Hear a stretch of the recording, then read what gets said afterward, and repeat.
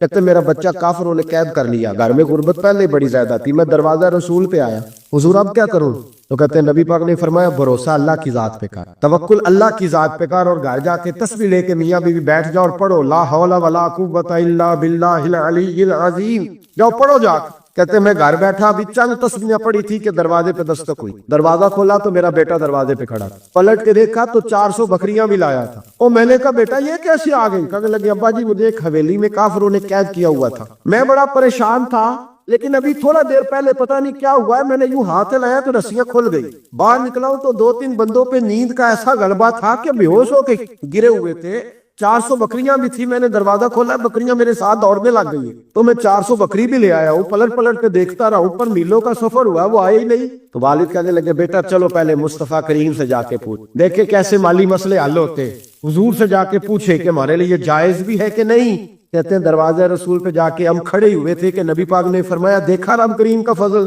دیکھا، فرمایا تیرا بیٹا بھی آ گیا، تیری غربت کا بھی حل ہو گیا ہے، یہ کافر کا مال ہے، اسے مال غنیمت سمجھ کے استعمال کر، تیرا ہی ہے۔ امام قرطبی نے لکھا ہے حضرت انس بن مالک رضی اللہ تعالیٰ عنہ کہتے ایک شخص حضور کی بارگاہ میں آیا کہ یا رسول اللہ صلی اللہ علیہ وسلم غربت بڑی ہے، بڑا دکھی ہوں، بڑا پریشان ہوں۔ تو حضور نے وظیفہ بتایا، فرمایا جب بھی گھر جاؤ نا گھر والوں کو سلام کہیں، اور نبی پاک صلی اللہ علیہ وسلم نے فرمایا جب بھی گھر جا السلام علیکم کہہ، اور 3 دفعہ سورۃ اخلاص پڑھ دی، اور سورت بھی وہ بتائی جو سب کو آتی، قل هو اللہ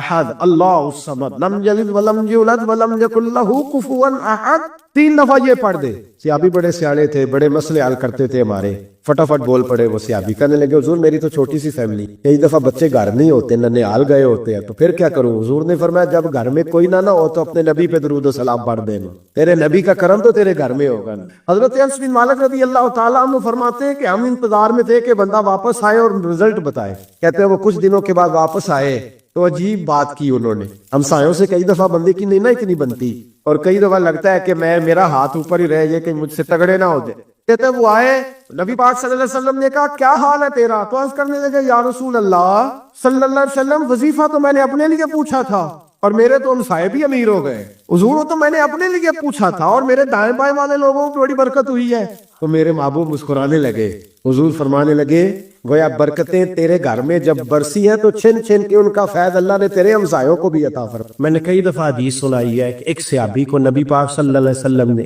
سرکار نے فرمایا کہ جب اس کا انتقال ہو جائے تو مجھے بتانا، صحابی بھی نوجوان تھے، 14-15 سال عمر تھی، انہوں نے پتا اپنے والد صاحب کو کیا کہا، فرمایا میرا انتقال ہو جائے تو حضور کو خبر نہیں کرنی، اس لیے کہ میں رات کو انتقال کروں گا، ایسا نہ ہو کہ نبی پاک آئیں اور یہودیوں کے محلے سے گزر کے اور کوئی یہودی حضور کو تکلیف دے، میں اپنے جنازہ حضور پڑھائے تو بخشش ڈائریکٹ ہے کہ نہیں، فوراً جنت ہے کہ نہیں، لیکن میں کہا میں نہیں چاہتا کہ میں اپنے نفع کے لیے محبوب کو تکلیف دوں۔ تو محبت کا انداز تو کوئی اور ہوتا ہے، جس سے محبت ہوتی ہے اس کے تو بندہ آرام کا سکون کا کہتا ہے جی میرا بڑا پیار ہے، ٹھاؤ میں آیا جو اڑا اس ویلے میں ان دوبارہ آماندہ، یہ کیسی بات ہو؟ یہ تو یہ محبت نہیں ہے، یہ لالچ ہے۔ بہرحال یہ بات عرض کرنے جا رہا ہوں، میں مضمون پر رہتا ہوں، مضمون کو سمجھیے گا۔ سید صاحب کہتے ہیں وہ بندہ جانے لگا تو میں نے اس کو کہا، میں نے کہا یار تو سویرے پوچھ لیتا، کیا حرج تھا، صبح پوچھ لیتا۔ حضرت صاحب بوڑھے آدمی آدھی رات کو تکلیف دی، ابھی 2 گھنٹے میں سحری ہونے والی تھی، تو کہتے ہیں وہ چلا گیا تو سید صاحب نے مجھے بلایا، کہنے لگے محمود مسئلہ میں نے بتایا، تمہیں کیا تکلیف؟ اور پھر فرمانے لگے میرا دین میرا مشن ہے،